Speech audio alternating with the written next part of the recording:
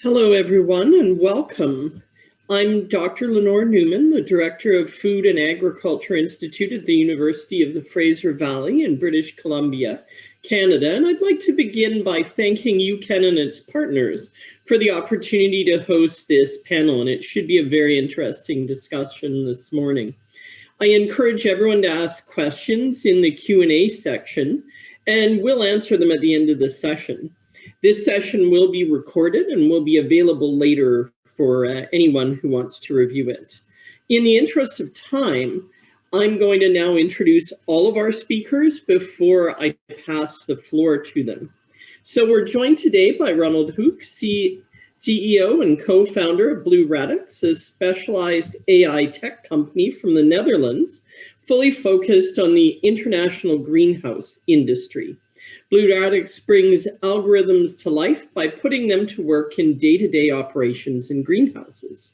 We also have David Smartin, who's the CEO of BioEnterprise in Canada, the premier food and agri-tech business accelerator in the country. Under his guidance, BioEnterprise is navigating the shifting Canadian landscape of food, agriculture, and clean technologies, delivering deep impact through high growth scaling projects. And as we'll hear today, it's a very exciting sector. So his job is a large one. And we also have Daniel Azevedo, Director of Commodities, Trade, and Tech at Copa Cogena, and it's an agricultural lobby representing almost 70 national farm organizations and cooperatives in Europe. And then Damian Jemroz joins us from Sat Revolution out of Poland.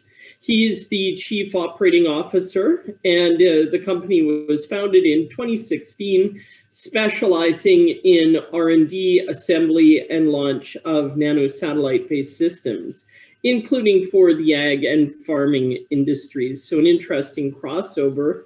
And a nice segue to Todd Orman, Director of Strategic Initiatives at Telus Agriculture, which is dedicated to providing innovative solutions to support the agricultural industry with connected technology. And technology really is a deep theme in all of our speakers. And Telus Ag now supports customers in over 50 markets. So as we move to our panel, I will also remind you these profiles, if you want to review them, can be found directly in the app.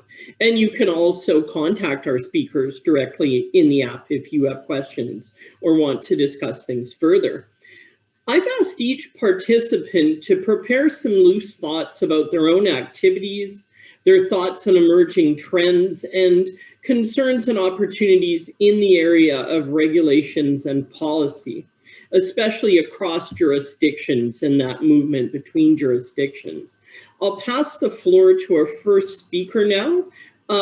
So Ronald, if you want to take over, the floor is yours. Thank you, Lenore. And good morning and good afternoon, everyone. Really happy to be here and tell you a bit more about Blue Radix and about our connection with Canada.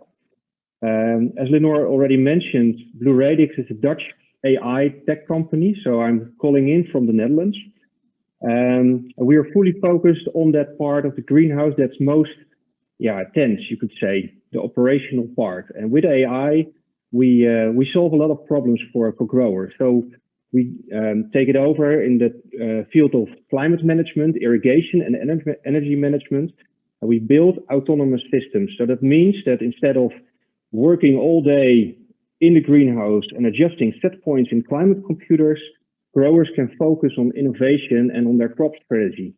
And our systems are taking over and are doing the job in the day-to-day operations. We were founded in 2019, so we're a relatively young company, but we are growing fast because we are addressing a big issue globally in the field of greenhouse horticulture in the industry. A lot of the growers worldwide are aging. That's typically That's a real problem. The average age in Canada, but also in Western Europe, of growers is 58. So if we are doing nothing else, if we do not solve this problem in the coming years, we'll have a shortage of growers who can steer and operate high-tech greenhouses. And we are trying to solve that with our algorithms. The reason why I'm sitting here is because after the Dutch market, we are also entering the Canadian market. That's our main focus country for expansion of our activities. And I would like to tell you shortly how I got here. I got in contact with the Canadian Embassy, and the Canadian Embassy introduced me to OMAFRA, the Ontario Ministry of Agriculture, Food and Rural Affairs. They introduced me to the Ontario Greenhouse Vegetable Growers, which is an institute working for 220 growers throughout Ontario. And together with OGVG, we set up a subsidized program, which is funded by AAC in Ontario, which brings us to work with 3 Canadian growers, prominent growers who are adopting this kind of technology, autonomous greenhouse management in their operations. I'm really happy to see how this works and how the connections between Dutch companies and the government in Ontario and businesses in Ontario are well connected. It was a relatively smooth process, I must say. So that's a big compliment to the Canadian government, but also to companies like OGVG.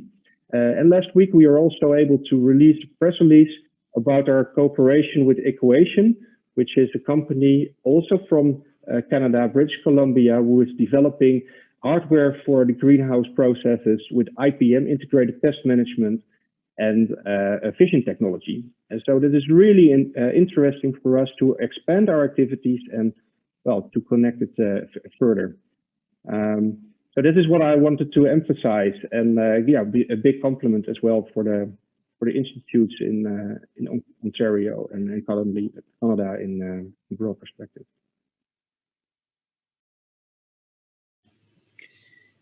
Thank you so much. That's it's very exciting about the partnership in British Columbia. I know them. I know their work well. So wonderful, and we'll move on for this introductory round now to Dave. The floor is yours. Thank you, Dr. Newman, and it's a real pleasure to be here on the panel today. Hopefully we're going to be able to provide you with some value and direction when looking to do work here in Canada with Canadian businesses, and the reverse also when Canadian businesses want to do work in Europe. As Dr. Newman says, I'm President and CEO of BioEnterprise Canada. But the real thing here is that we're also Canada's food and agri-tech engine. And I want to emphasize those words, Canada's food and agri-tech engine, and I'll tell you why this is important. So Canada has 10 provinces, 3 territories up north. We're the world's 2nd largest country, and we have a population of 37.5 million. A country that large has a very diversified agricultural sector. So as you go from the West Coast in British Columbia and you work your way across the prairies into the middle of Canada and then on to Atlantic Canada, agriculture looks like totally different sectors. You know, we have crops, we have wineries, we have livestock and dairy, we've got horticulture, fruits and veg, and then we have all the innovations that are needed to support those subsectors and to maintain some level of competitiveness on a global basis. You can imagine the breadth of innovation that is required to support these subsectors. And then you could also imagine the amount of support within the ecosystem that is required to support those subsectors. And so Canada has a very diversified ecosystem, and it's good and it's bad. The good piece is that we have innovation taking place in a variety of ways. The bad piece is that sometimes we operate like 10 different countries, and we aren't looking at the global picture. So Canada's food and agri-tech engine was put in place to increase the collaboration, the cooperation, and the partnerships across the country through this massive ecosystem that we have, and to support all of the ag tech startups and scale-ups that we see from coast to coast. In the earlier presentation today, they talked about Canada having 117 ag tech startups. I'm not sure where that number came from, but I can tell you that it's just short of 3,000. And we have those in our database here at BioEnterprise. So if there's an organization looking to commercialize a technology or a platform in either ag tech or food tech, sooner or later, they're going to come to BioEnterprise. We're pretty hard to avoid. So some of the things that are key, we have partnerships in 15 countries. So it's not just about what's happening in Canada, it's about what's happening globally. And when we look at innovations here in Canada, we also have to look at them from the perspective is, can you sell this technology globally? And I know that Mr. Orman, who's going to be speaking shortly, who's on the investment side, sees a lot of these opportunities. And I know that when you're looking at from an investment standpoint, you look at them globally, not just for Canada. We work very closely with Global Affairs in their programs. We support trade missions going into Europe. So often we will take 14 or 15 of these companies, and we will take them with us to the Netherlands, or we'll take them to France or anywhere else in Europe to a trade mission and help organize partnerships, distribution agreements, sales agreements, and even research agreements. We also do the same coming back the other way. So if there is a trade mission coming from France or from the Netherlands, we've hosted the Netherlands on many occasions, or Ireland and so on, then we will arrange for their meetings here in Canada for them to have those same kind of conversations. With respect to regulation, Canada has a very strict regulatory policy. And chances are, if you have met the regulatory requirements of Canada, then it's going to be a little less onerous to meet the regulatory requirements as you go into Europe, or in the United States for that matter. So it's a double-edged sword. Those regulatory requirements, they help protect us, but at the same time, they're an impediment to launching businesses in Canada. And so it's really important to have regulatory expertise on site. It's one of the things that BioEnterprise will provide to companies that are coming into Canada or to companies that are going from Canada out to Europe. I don't want to spend too much time talking about these things, but I think one of the other important pieces is, there's a long list of highly successful ag tech companies that were started in Canada, and they're now global leaders. Many of them have come through BioEnterprise, not all, but we can take solace in the fact that Canada is a very active environment for ag tech entrepreneurship and startup activity, and that there is an ecosystem here that is designed to support them right up through to SME, which is small medium enterprise status. So happy to answer any questions you may have as we go down this panel, and I'll stop there and pass it back to Dr. Newman. Thank you. Thank you so much. And it's so interesting because you really do represent part of that scaling problem, which we often hear of here in Canada, is that we're a good place to start, but scaling can be difficult. And so it's to me, it's very interesting. We're starting to really engage with that problem. I would remind the audience too that if questions come up, do feel free to post questions in the Whova app, and we will come to them when we're finished this initial round. So I'd like to pass the floor now over to Daniel. The floor is yours.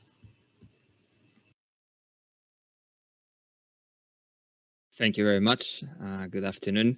It's an honor to be here with you, representing 22 million farmers and their families and 22,000 cooperatives across Europe.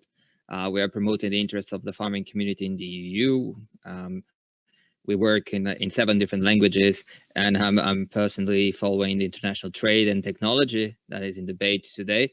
We are happy to see that in terms of the technology development, there has been tremendous progress in many areas important for agriculture, from plant breeding to digital, drones, machinery, artificial intelligence, satellite with European systems such as Galileo and Copernicus. And we, as European farmers and cooperatives, we have been very active, for example, on data sharing by developing a code of conduct on agri data sharing, business to business, to promote trust, transparency, to create value through data sharing.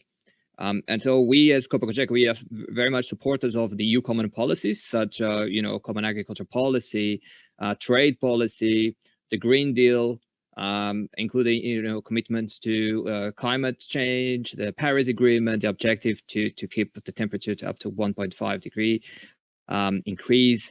And we are very much committed to the EU model of production. So right now in Europe, I think the major question for the European farmers and agri-cooperatives are basically how to implement the EU Green Deal.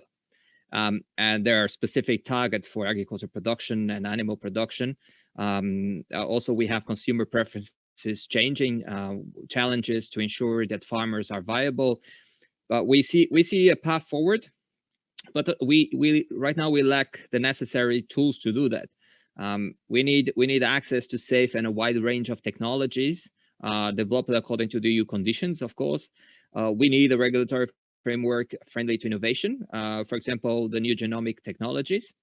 I mean, in Europe, there is a long history of technologies developed by the EU, but due to regulatory obstacles are actually moved to other parts of the world for the benefit of other farmers. We need to enable the investment. All farmers and production methods must be given a chance to invest in sustainability. And we need consistency among policies, in particular, fair competition and international trade. We, as European farmers and cooperatives, we favor fair, balance, and transparent trade. We favor multilateral trade, reformed WTO. We see opportunities to reflect in new modalities like carbon border adjustment mechanism, the dispute settlement. On bilateral, actually, we have supported the CETA agreement, even though we pointed out some difficulties for some sensitive sectors. But it's an opportunity to actually set up some standards. And I think the implementation is going well, even though there are small things that can always be implemented. We would like to point out the importance to bring newcomers and small farmers, small, medium-sized enterprises to profit from the opportunities for this agreement. We actually have some of our members, such as Danish Crown, exporting beef and pork to Canada. We have also an Irish cooperative as Ornwa that is increasing their exports of butter and cheddar cheese, as well as some good and soft blue cheese. And this is thanks to, of course, the implementation of CETA. We also meet regularly our counterparts from North America, Mexico, Canada, and US. Every 2 years, we met a couple of years ago in Denmark. And Canadians, such as Europeans, have a high level of consumer protection. And we believe that the EU and Canadian farmers and cooperatives have a lot to share when it comes to environment, climate change, technologies, family farming. There's a lot to exchange, and trade creates the opportunity to share technologies, to share know-how. It also creates the opportunity for exporters to find some return from the market that will help to reinvest in our natural resources. Of course, exports are not the objective per se. The objective is to create added value, in particular at farm level. So I'll be very happy to answer some of the questions and answers, and thank you for this opportunity. Thank you very much. And we do have some interesting questions coming in already, so it should be a very good discussion. Passing the floor now to Damien. Hello, good morning, good afternoon to everyone. It's a pleasure to be introduced to this. My name is Damien. I'm a Chief Operating Officer here at Sad Revolution. Company, as being mentioned before, founded in 2016 with the aim to firstly manufacture and launch first Polish satellites. We achieved that goal in 2019. So we come from the space industry, but space industry is not only for the space people and for the companies from the space. There are many applications of the satellite systems, including the nano satellites that we specialize in manufacturing. And one of those vertical markets that can take a full advantage of the technology we are producing is the agriculture sector. So as of this year, we are launching in June the first satellites with the capabilities to provide the medium resolution pictures, being defined as 3 to 5 meters per pixel. And the main goal is to provide those pictures, imageries to the agriculture sector. We have succeeded already to engage with a Canadian company who's a direct distributor of the satellite imagery worldwide. And this partnership allowed us also to fundraise for our forthcoming constellation, and then also see and realize the true demand for the data in the Northern America. As a European company, we are active in the global market, as space industry is really the true global market. And through partnerships such as I just mentioned, we are able to quickly scale our manufacturing, but then also start working with the clients and companies in regions such as Canada or the US by having direct partners in those areas. So if that's still talking about why would we want to use satellite imageries in the agriculture, it's not a new concept. It's been with us for several dozens of years now.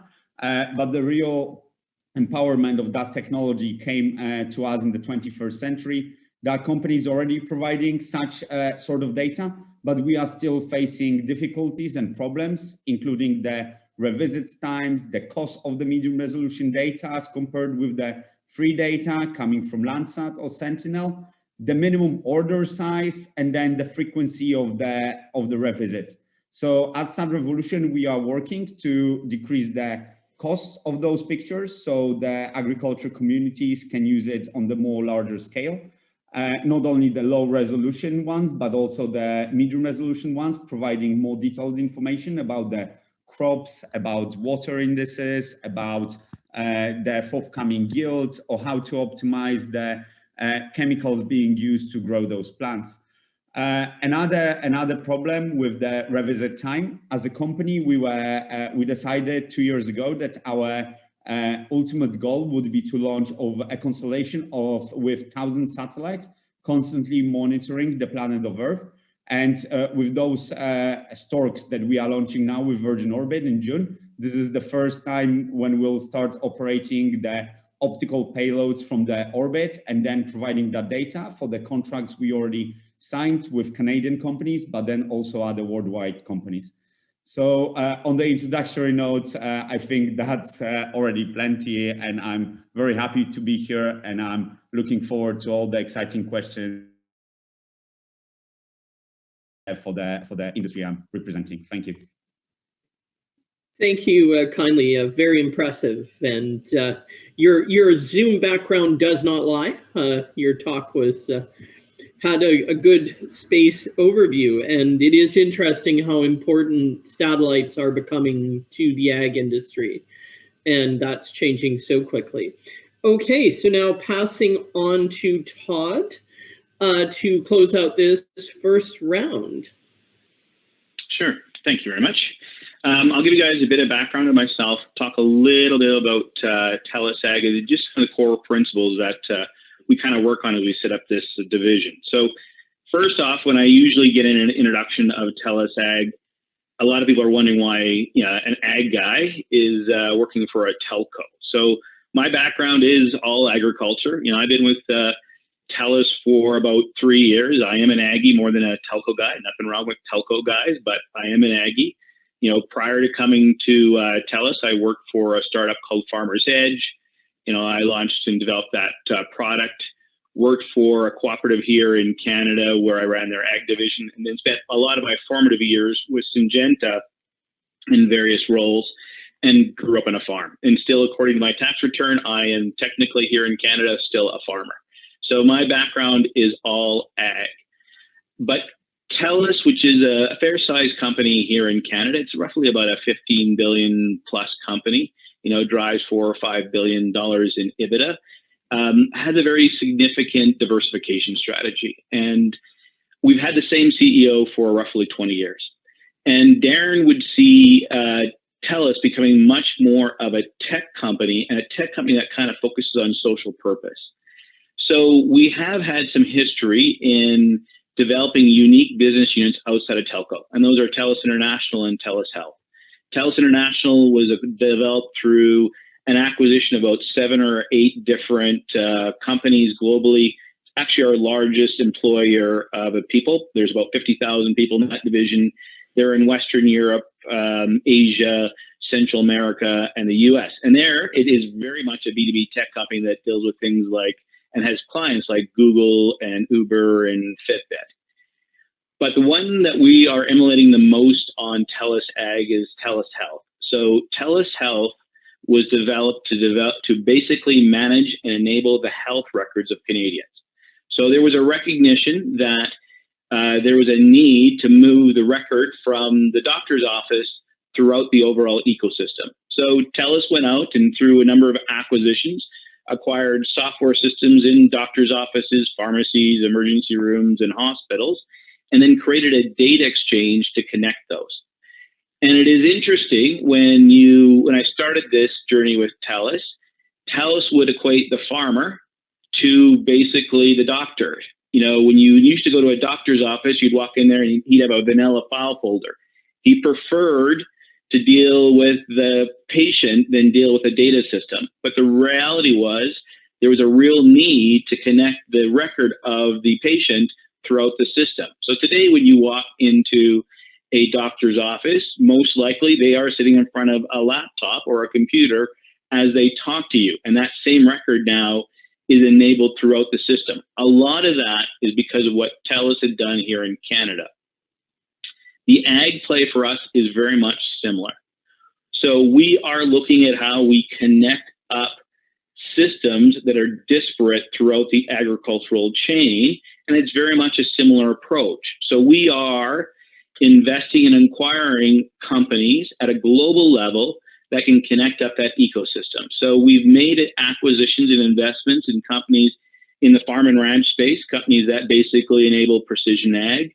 We've made investments and acquisitions in companies that enable agribusiness. So they may be doing things such as collecting data for program management or enabling the companies from a precision ag piece. And then finally, we've been starting to make investments and acquisitions in the food side. So where you're actually measuring data at a grocery store level and you're looking at that supply chain. Those first two are very much, kind of farm focused. That last bucket around agri-food is very much consumer focused.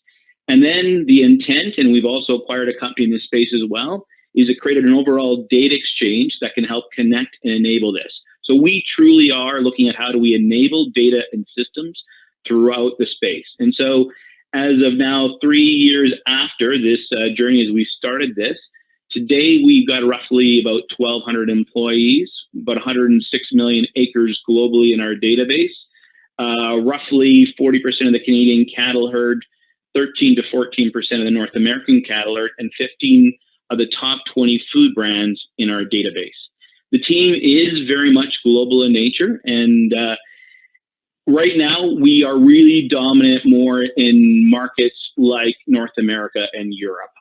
Probably a little bit more on the commercial, the advanced commercial side of farming. And if you look at our team of the 1,200 members, roughly 600 to 650 in the US, 250 or so are in Canada. It's about the same number in the UK and the EU. That's where a lot of our acres are. And then we've got a good contingency in China and Australia. So very global in nature. Now, when we started this journey, right off the bat, we knew that this would have to be global. Ag is global in nature. So if you look at what we produce here in Canada, we may produce, cereals, pulses, canola, and beef. But the truth is the processing of that and the consumption of that is not in Canada. I think European Union, for example, I think it's number 2 or number 3 for canola. That's where it goes. That's where it's actually processed. So it goes on a boat. The same thing is when you look at any vegetables or fruit here in Canada, we may actually have processing plants, but it doesn't come from Canada. It will come from other countries. And so that connection, and when you're starting to think about how you connect those global chains from a data perspective, really have to think global. The other thing to consider is that no one piece of technology is going to dominate. When we first started this journey, there were companies that kind of came out there and thought, you know what, we are going to create the software system that is going to basically drive everything. Well, it's similar to the health world. No, you're going to have to think about different use cases and how you pull those together. Thus, we had to think about dividing and conquering and getting software systems that basically supported each of those use cases and partnering in those use cases to basically get the data. Then we also have to just think about the data exchange. Now, Well, we've created a data exchange that pulls together our ecosystem. We also recognize that you won't control that as well. So it's a bit of a telco thinking here. Like I know that in the telco world, people don't build towers next to each other. Us and our competitors actually share that base infrastructure, and then we beat each other up at the consumer level. So our data exchange powers not just us, but it also powers other companies. In our data exchange, we have competitors. ProAgrica's in there, Climate's in there, other companies are in there as well. The other thing to consider is that ag markets are not uniform. So when you're going into various different marketplaces, you do have to consider that there are going to be more regulatory or less regulatory pieces in some markets. Some markets are going to be dominated by a much more vertical-based supply chain versus horizontal. So you really do have to have a go-to-market strategy that is localized and very omni-channel in nature. So you can't expect what happens in Germany to be exactly the same as happens in the UK or happens in the US. So you got to recognize those boots on the ground. Then finally, I think the thing that we think a lot about is really what's going to empower this. And that is the areas that is coming to be. There's no doubt consumers today are a lot more interested in where their food comes from. Technically, I'll say I've been in the farming game or agriculture game since for 40 some years. At 10, I spent my time in the field. And so that's when Dad gave me my first paycheck. So for 40 some years, I've been in ag. But I've never remember a time where the consumer is so much involved. That involvement of the consumer is driving things like more regulatory pressure on farms. It is driving things like sustainability. That all requires data systems to enable. And those things, I think, is what we will feel that will empower this overall play. So thank you very much for having me. And if you have any questions, I hope to answer. Excellent. And we now have a nice amount of time for questions, Q&A. And we do have some already, but I would encourage the audience to take the chance to enter a question in the Whova app for us. But the first one, I'm going to, because I'm very interested in the policy realm, and we have a policy-related question, and I'm actually going to direct it to everyone, and everyone can have a couple of minutes to answer this one, is the audience has asked, in your opinion, what role should government play in supporting and growing the agri-tech sector, which is such an interesting and sometimes fraught question, to be honest. And so I'm going to pass it to everyone. So Ronald, do you want to start maybe a couple of minutes on what role you think the government should play? Yeah, sure.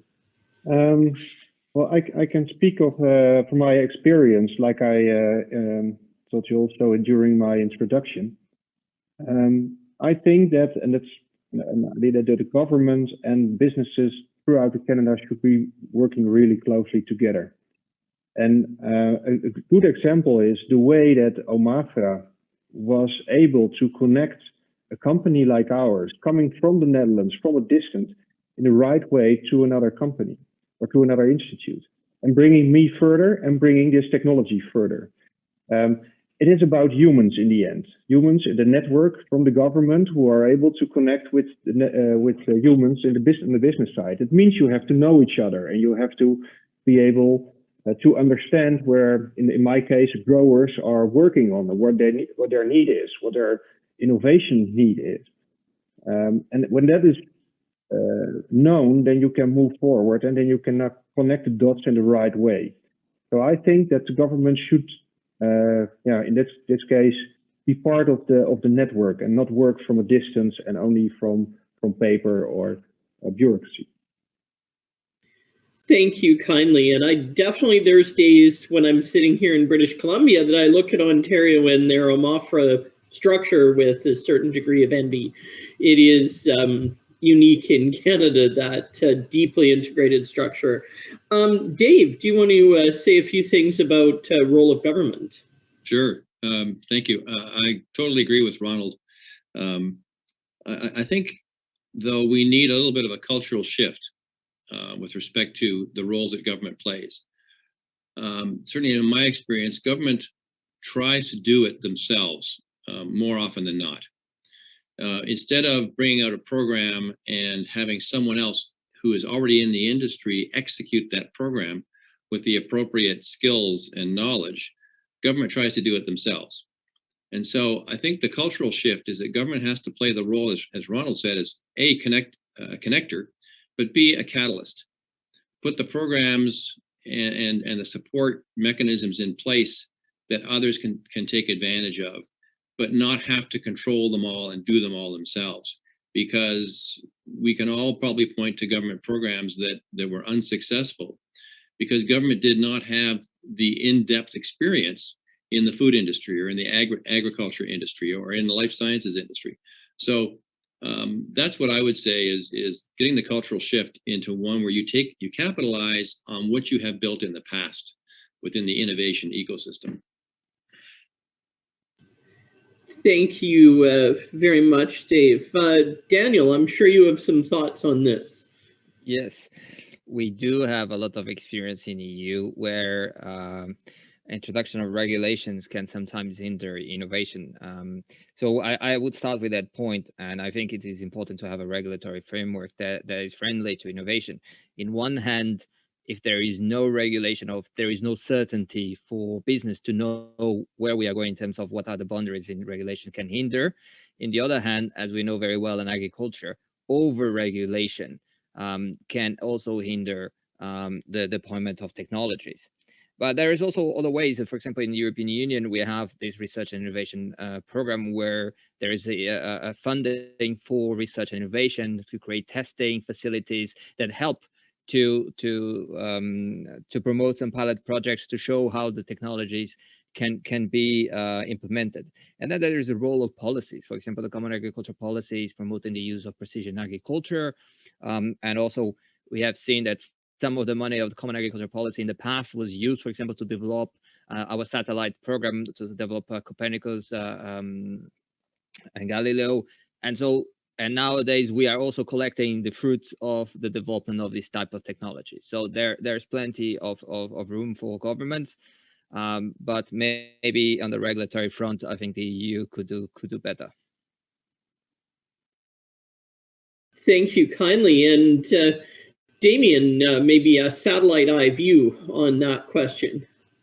Yeah, so regulations are a very important driver, but also sometimes a barrier for the companies, for the young companies who are creating innovations in the current world. So it's important to have the regulations, I would say, like right on the spot, that it supports the companies, giving them the right tools, ecosystem, but then it doesn't limit them in what they want to acquire. One of the examples I would like to make at this point is, for example, Poland. We are definitely in the space sector under-regulated compared to the Northern America, but we look at this as more advantage rather than disadvantage. That means that we just have less regulations, less procedures to go through all the procedure to launch our satellites. That in turn gives us the ability to execute the processes cheaper and offer the end product to the clients at the cheaper rate. And in the utility business, that's what makes you win or lose the market, which is the price when the product is hardly differentiated. Another thing I would say is also driving not only the upstream companies like ours that are building satellites and providing the service, but enabling the ecosystem of the downstream companies who are then delivering the service to the clients. When we firstly started going for the scout for the verticals who would be the beneficiaries of our service, one conclusion was thrilling. First of all, they don't understand the satellites. Secondly, they hardly understand the data we can provide, not mentioning they are not software houses being able to come up with the proper systems, analytical solutions, algorithms, so on and so forth. So then creating the ecosystem of the companies who can create the solutions for the vertical markets such as agriculture, I think is very important role of the government. Last but not least, the whole idea about the space being open that our company follows is then having an ecosystem that can utilize the open access to the data.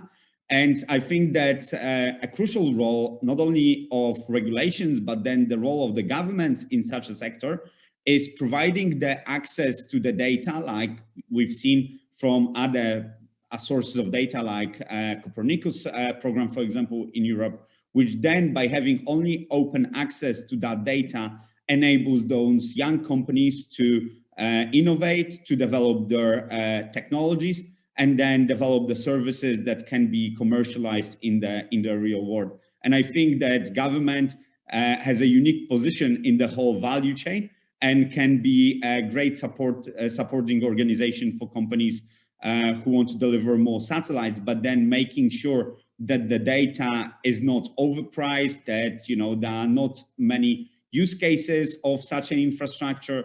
And in my opinion, that's the crucial role of the governments. Thank you so much. And Todd, I'm sure you've also had a few wrangling sessions with governments. What are your thoughts on this?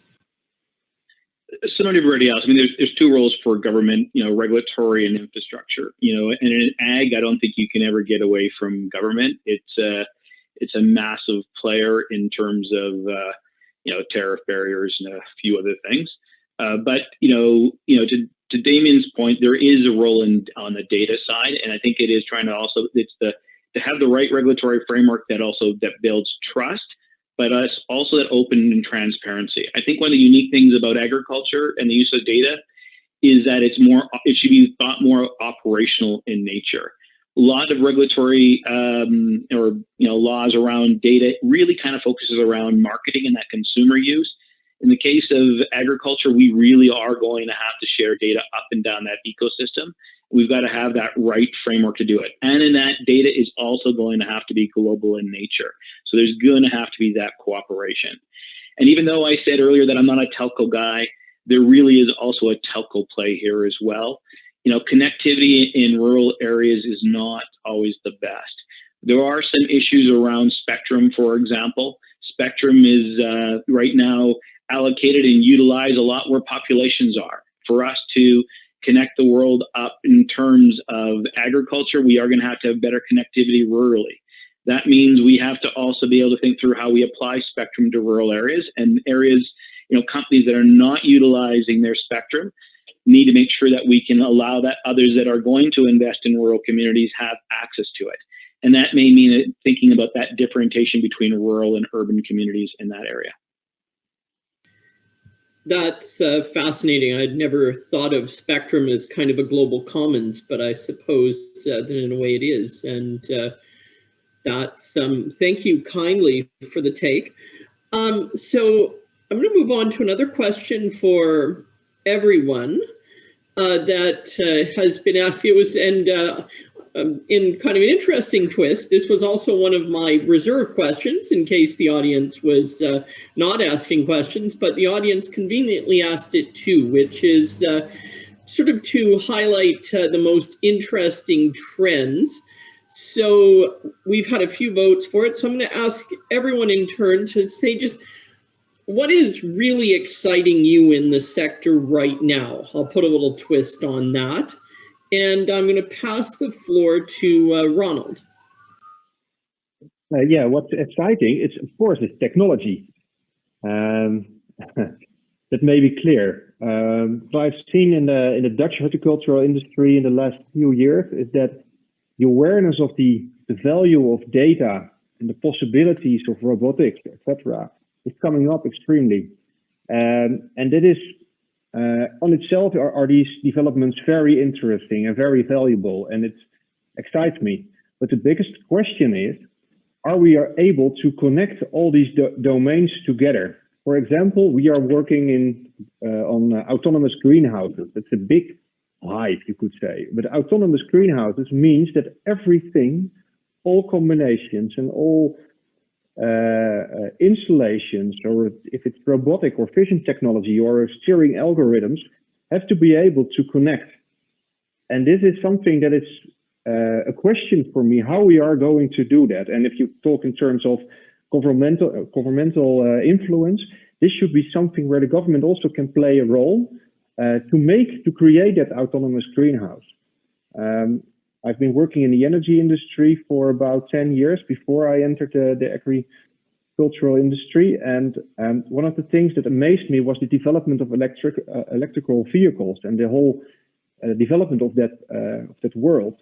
And all companies were building their own plugs and their own charge points. It became a big problem in the end for the user, for the car drivers.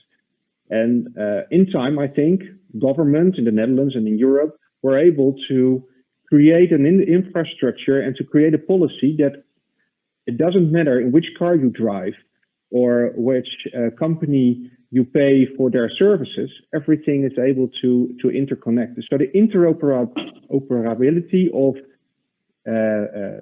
technology in the greenhouse industry is the biggest challenge, I think, for all the individual companies in this sector. Thank you. And it's interesting. I know since the pandemic has come on the scene, a lot of greenhouse folks have asked me about autonomous systems in terms of no-touch produce. In that, could we produce a head of lettuce that had never been touched to advertise as, completely clean? And it's interesting how global events can shift consumer demand. And as has been mentioned, consumers are much more informed, much more plugged in, and much louder than they've been in the past. And so, Dave, what's exciting you these days in the sector? I'm always excited in this sector. There's just so much going on. And certainly, Ronald talked about the robotics side.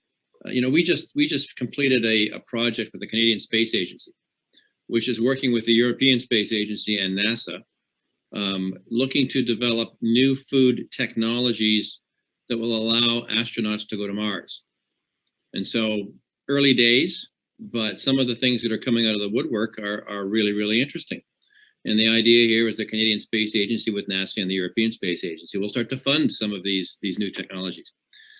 Closer to home, COVID-19 has presented some interesting opportunities. The whole area of automated planting, automated harvesting, to reduce the requirement on immigrant labor has just suddenly rocketed to the top.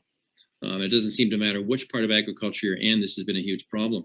So we've seen a lot of robotic technologies in that area, mushroom harvesting, raspberry harvesting, all those kinds of things.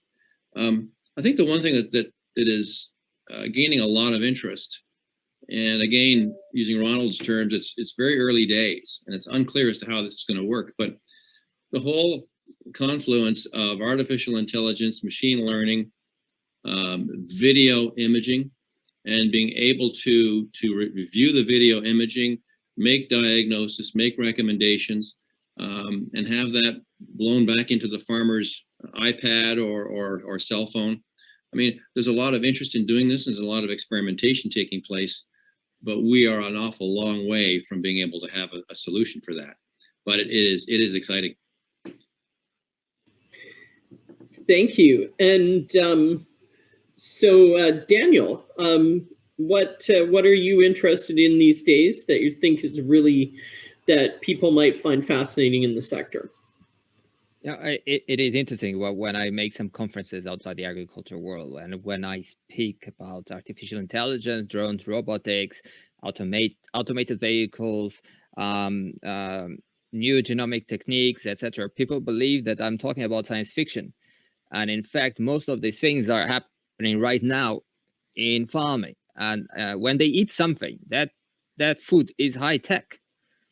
And on the other hand, what I get really confused is how detached the consumer is from the agricultural reality and from how the food is produced, and how the use of science and technologies is actually sometimes perceived as bad for farming, while we use technology for all aspects of our life.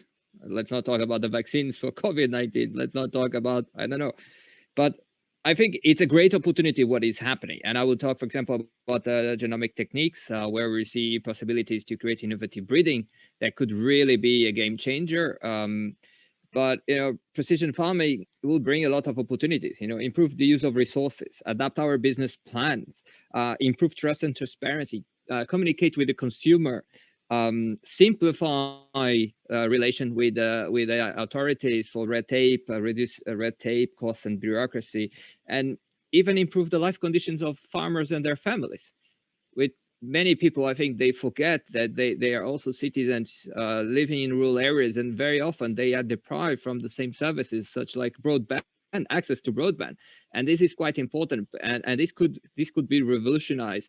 This could revolutionize the life of so many citizens. So, interesting times, I would say.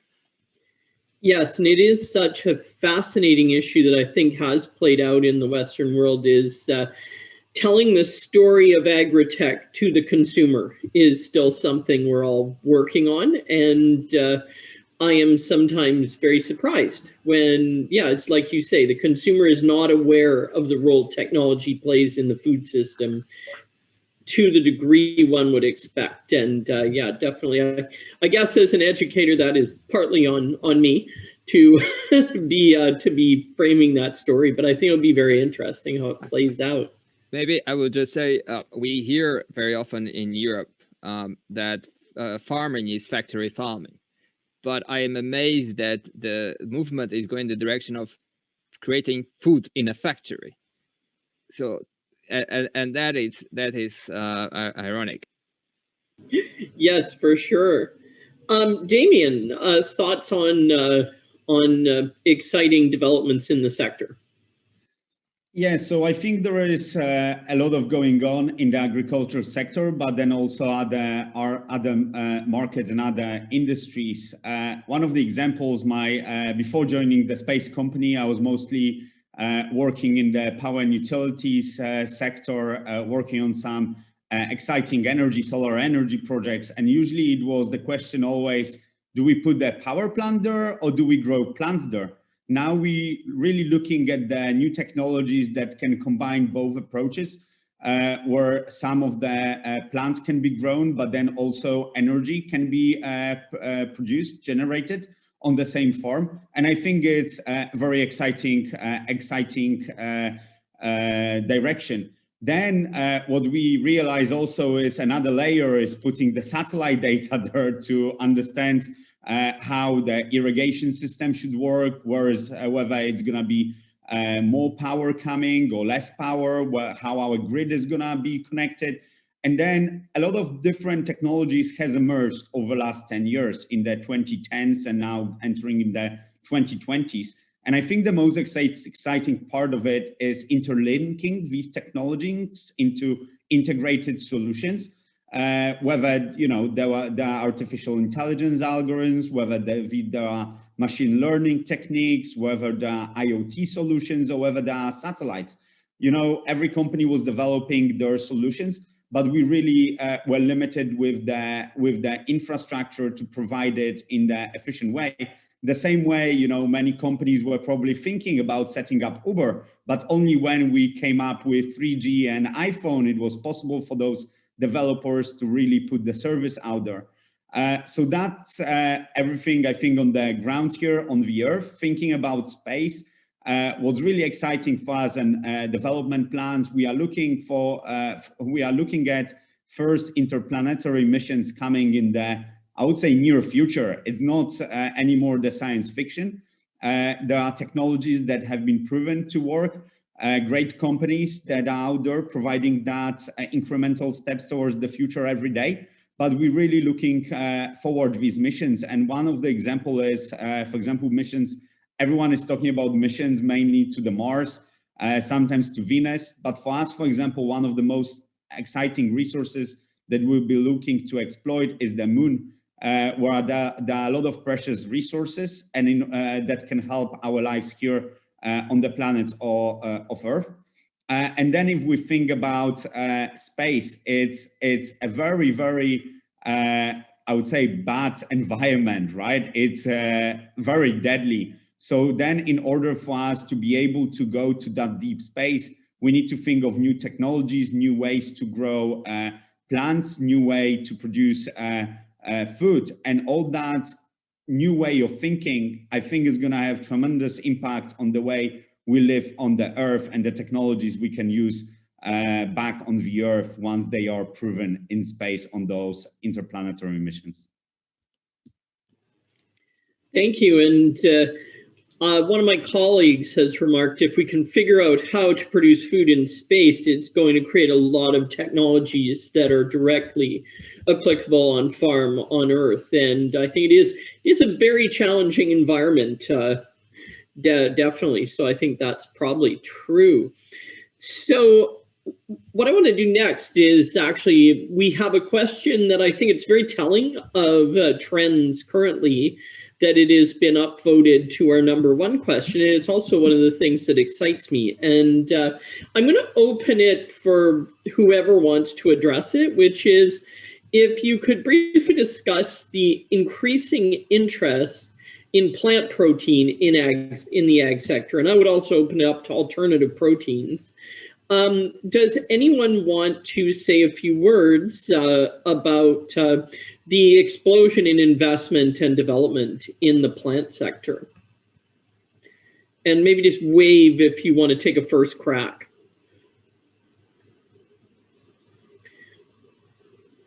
Sure, I'll do it. Dave. Yeah. I guess I have a little bit of a jaded view to some degree on this. And that jaded view is based on how the media and press can determine some of the direction that industry takes and some of the interests that stakeholders in the industry have.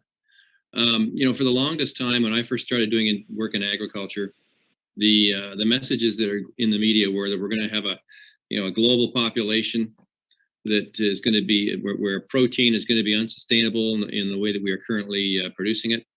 The price of a steak is going to be north of $100, and so on and so forth. And so a lot of effort has been put, partially as a result of that, towards developing new types of alternative proteins. We've seen everything from pea protein to God knows oats and barley and soybean. And there are some really, really great products out there in the marketplace today, and they probably wouldn't be there had this type of activity not been taking place. But I sense a slowdown in the development of these alternative proteins as well, and the messaging has certainly changed over the years. So we're seeing a lot more activity in other areas of technology, and not as much in alternative proteins as we used to. Now, having said that, in the middle of Saskatchewan, you've got the Protein Innovation Supercluster, and they're doing a lot of work in this area. So I like the fact that we've got a supercluster organized on this one aspect of agriculture. I think it's very positive, and it helps to bring together the resources and the collaboration that's needed in this area. But I guess I'm still kind of sitting on the fence on this. I think we still have a long way to go to produce products that are acceptable to consumers. I know there's a lot of work going on right now about changing the flavor and changing the smell and making sure that the texture of the product when the tongue hits it actually feels like chicken and actually feels like something that the consumer is used to. So we have these expectations from the consumers that are going to be very challenging to meet. I'll stop there. Thank you, Dave. And I mean, I'll admit I'm, of course, as you know, a big proponent of the industry, so perhaps a bit biased, but also I realize I'm not a typical consumer, as I had a very nice Impossible burger last night. And of course, I thought, wow, this is a great piece of technology, which is probably not the main demographic. But anyone else want to say a few things about plant protein? Daniel? Maybe I can chip in. So in terms of plant-based products, there is an opportunity there. They will have their room in the market. It's good to have several alternatives. we in Europe, we've been in a challenging debate regarding the use of certain denominations for burgers, sausages, milk, etc. And our perspective from the European farmers has been that we should keep these denominations for actual meat or actual even honey or other products that are basically corresponding to a profile, nutritional profile, their tradition. But there is room for plant-based products in the market. And in terms of the plant protein, the EU has a plan in order to increase also the production of plant protein in Europe.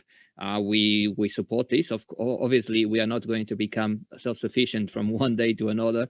Our production of protein is quite low, and it will take some time. We'll need some plant innovation. We'll need some breeding. We'll need some investments, and so of course we welcome the support to develop this. And there is also room for other types of proteins that will be very important for certain industries like livestock. We're talking about insects, for example, could be one opportunity. So we welcome the fact that we have a wide range of proteins available that could provide us as many tools as possible. Thank you. Does anyone else, and probably be the last word, anyone want to have the last word on plant protein? Maybe just the one, just to build on everyone else's comment. I mean, at the end of the day, the consumer is going to drive the adoption of plant-based protein. But, to Dave and Daniel's other point as well, I mean, ag has been perhaps too production focused, but it was very science focused. And sometimes that perspective of science is being lost in, some of these other pieces. And again, I think that's where the trust of some of our regulatory bodies have to be reinforced as well, that things that come to the market and things that are managed within the ag supply chain are safe. And we shouldn't lose that focus around what is science-based versus perception. Thank you kindly. And so we're pretty much out of time. So I want to take a minute to thank the panelists. It's been a very interesting discussion today. And also I would like to thank the audience, and also thank the audience for providing some wonderful questions. And of course, thank UCAN and the partners as well. And now I want to introduce the closing panel. So, and we don't have to move, I believe, to see the closing panel. It will appear here for us. And to close the event and say a few words, we're going to be joined by Stéphane Lambert, counselor and head of trade, economic and science and technology policy at the mission of Canada to the European Union, as well as Delphine Adno-Wuzu, Executive Director of UCAN. And so I believe we have about 30 seconds or so before that should come online for us. So there it comes. So once again, thank you to everyone.